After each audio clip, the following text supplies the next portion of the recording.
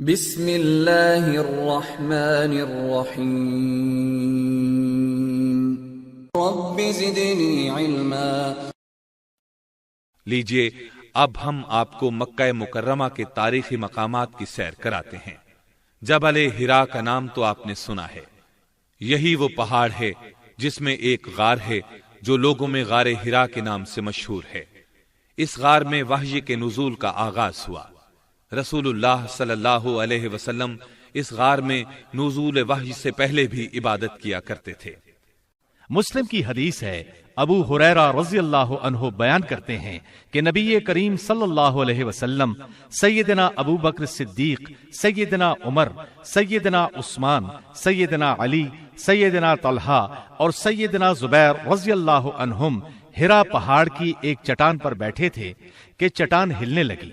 رسول اللہ صلی اللہ علیہ وسلم نے فرمایا، اهدأ فما عليك الا نبي او صدیق او شہید۔ رک جا، اس وقت تجھ پر ایک نبی، ایک صدیق اور شہید ہی بیٹھے ہیں۔ جبل سور یہ پہاڑ مکہ مکرمہ کی نشیبی جانب جنوب میں واقع ہے۔ ہجرت کے موقع پر نبی کریم صلی اللہ علیہ وسلم اور ابو بکر صدیق رضی اللہ عنہ اس پہاڑ کے مشہور غار میں چھپے تھے۔ یہ وہی غار ہے جس کا ذکر اللہ نے اپنی کتاب قرآن مجید میں کیا ہے۔ ثانی اثنین اذ ہما فی الغار، دو میں سے دوسرے جبکہ وہ غار میں تھے۔ مسجد خیف مینا میں واقع ہے۔ یہ ان مساجد میں سے ہے جن کی فضیلت بعض احادیث اور آثار صحابہ سے ثابت ہے۔ ابن عباس رضی اللہ عنہما کی ایک مرفوع حدیث میں ہے، صلی فی مسجد الخیف 70 نبیا، مسجد خیف میں 70 انبیاء علیہم السلام نے نماز پڑھی ہے۔ حجۃ الوداع کے موقع پر نبی کریم صلی اللہ علیہ وسلم نے بھی اس میں نمازیں ادا کی۔ صحابہ کرام رضی اللہ عنہم اس مسجد کی فضیلت کے قائل تھے اور اس کا ذکر خیر کرتے رہتے تھے۔ نیز مناسک حج کی ادائیگی کے موقع پر اس میں نماز پڑھنے کی طرف رغبت دلاتے تھے۔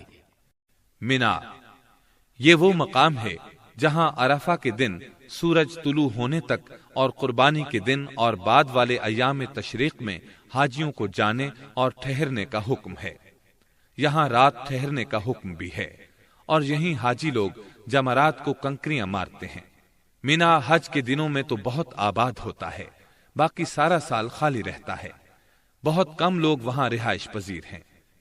مینا کی حد وادی محصر کے کنارے سے لے کر اس گھاٹی تک ہے جس کے پاس مکہ کی طرف والا آخری جمرہ ہے۔ اس کو جمرہ عقبہ کہا جاتا ہے۔ اسی کے پاس انصار نے رسول اللہ صلی اللہ علیہ وسلم کی بیعت کی تھی۔ مینا کی ایک فضیلت یہ ہے کہ مسجد خیف یہیں واقع ہے۔ نیز اللہ تعالی نے اسی وادی میں سیدنا ابراہیم علیہ السلام کو ان کے بیٹے کے فدیے کے طور پر مینڈھا عطا فرمایا تھا۔ عرفہ کو عرفات بھی کہا جاتا ہے۔ یہاں ٹھہرنا حاجیوں کے لیے فرض ہے۔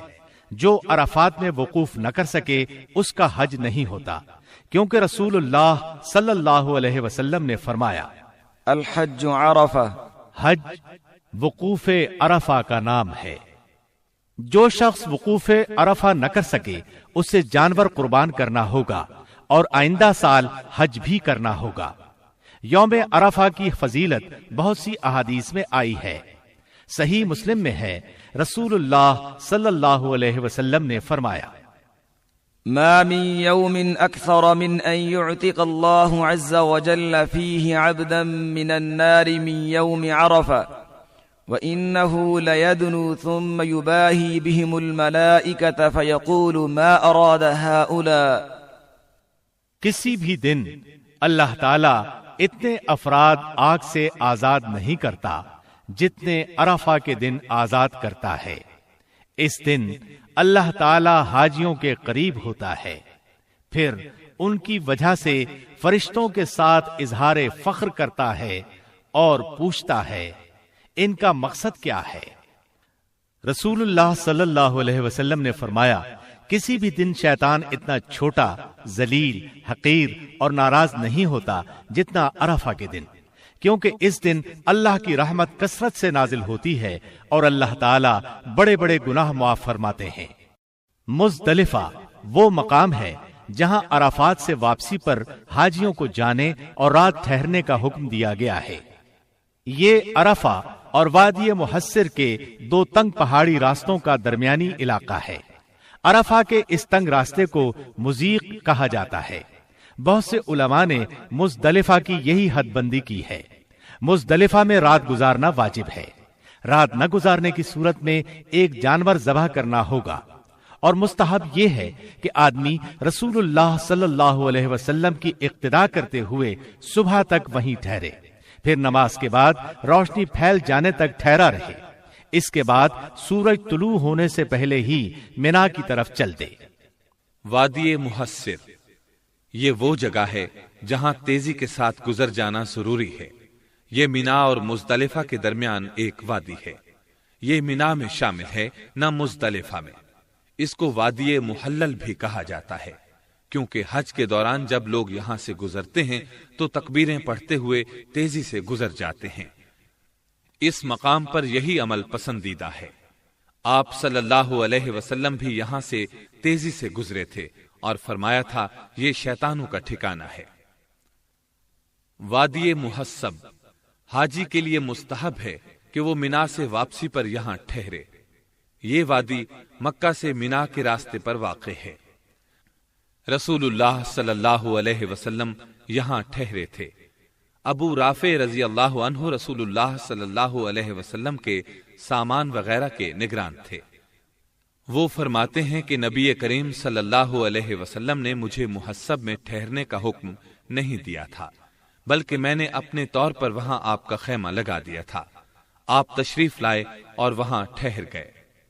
سیدہ عائشہ رضی اللہ عنہا فرماتی ہیں کہ نبی کریم صلی اللہ علیہ وسلم یہاں اس لیے ٹھہرے تھے کہ مدینہ واپسی کے لیے یہاں ٹھہرنا زیادہ مفید تھا۔ اب جو شخص چاہے یہاں ٹھہرے، جو نہ چاہے نہ ٹھہرے۔ ابن جریج کہتے ہیں کہ میرے سامنے لوگ عطا رحمت اللہ علیہ سے پوچھ رہے تھے کہ رسول اللہ صلی اللہ علیہ وسلم اس رات محسب میں سیدہ عائشہ رضی اللہ عنہا کے انتظار میں ٹھہرے تھے؟ عطا رحمت اللہ علیہ نے جواب دیا، نہیں، یہ ویسے ہی قافلوں کے پڑاؤ کی جگہ ہے، کوئی چاہے تو محسب میں ٹھہرے، نہ چاہے تو نہ ٹھہرے۔ تنعیم یہ مسجد بیت اللہ سے 7.5 کلومیٹر دور مدینہ روڈ پر واقع ہے۔ سیدہ عائشہ رضی اللہ عنہا کی نسبت سے مسجد عائشہ کے نام سے مشہور ہے، کیونکہ یہ اس جگہ واقع ہے جہاں سیدہ عائشہ رضی اللہ عنہا عمرہ کے احرام کے لیے تشریف لے گئی تھی۔ یہ مسجد مکہ مکرمہ کے تاریخی مقامات میں شمار ہوتی ہے۔ اسلامی طرز تعمیر کی انتہائی خوبصورت مسجد ہے۔ مسجد جعرانہ طائف اور مکے کے درمیان ایک کنویں کا نام ہے۔ نبی صلی اللہ علیہ وسلم حنین سے واپسی پر اس مقام پر ٹھہرے تھے۔ رات کے وقت یہاں سے احرام باندھ کر عمرہ فرمایا تھا۔ اس مقام پر ایک مسجد بنائی گئی جو مسجد جعرانہ کے نام سے مشہور ہے۔ مسجد جن یہ مسجد حجون کے کنارے واقع ہے۔ عین اس جگہ بنائی گئی ہے جہاں رسول اللہ صلی اللہ علیہ وسلم نے سیدنا عبداللہ بن مسعود رضی اللہ عنہ کے بیٹھنے کے لیے خط کھینچا تھا۔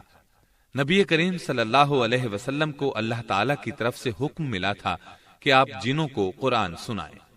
آپ نے اپنے ساتھ عبداللہ بن مسعود رضی اللہ عنہ کو لیا اور چل پڑے، یہاں تک کہ آپ حجون میں شیب ابی دب کے پاس پہنچے۔ یہاں آپ نے عبداللہ بن مسعود رضی اللہ عنہ کے لیے ایک خط کھینچا تھا کہ وہ اس جگہ سے آگے نہ آئیں۔ پھر آپ جنوں کو قرآن سنانے کے لیے آگے چلے گئے۔ ادھر جن ان کی طرف آنے کی کوشش کرتے تھے، لیکن وہ اس خط کو عبور نہ کر پاتے تھے۔ پھر رسول اللہ صلی اللہ علیہ وسلم کی طرف چلے جاتے تھے۔ رات کے پچھلے پہر آپ تشریف لائے۔ اس مقام پر یہ مسجد بنائی گئی۔ اس کے ساتھ ہی تاریخ مکہ کا تذکرہ اپنے اختتام کو پہنچا، اور تمام تعریفیں اللہ